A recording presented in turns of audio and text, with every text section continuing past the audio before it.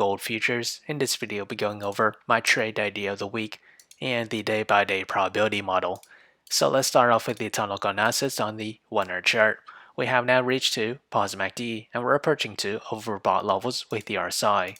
As with the 4-hour chart, we still remain in slightly negative MACD, but we are converging and approaching to positive MACD territory. We did bounce right off the 150 moving average, this red line at a price of $1,873. With the daily chart, we still remain in positive MACD territory. As with the trade idea, I'll be trading GLD, and my position size for it is less than 1% of my portfolio. My long entry is at $173.83.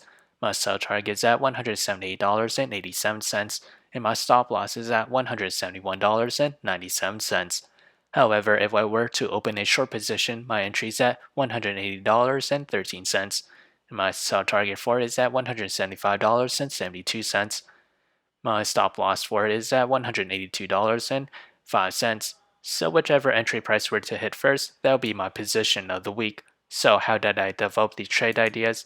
It all comes from the day-by-day probability model, which is available in the link below, so do check it out. As we progress to the 5th day or week of trading, gold futures has a 60% chance to climb between 0 to 2%. To the downside, it has a 40% chance to fall between 0 to negative 2%. So if you enjoyed this content, feel free to like, comment, subscribe, and thank you for watching.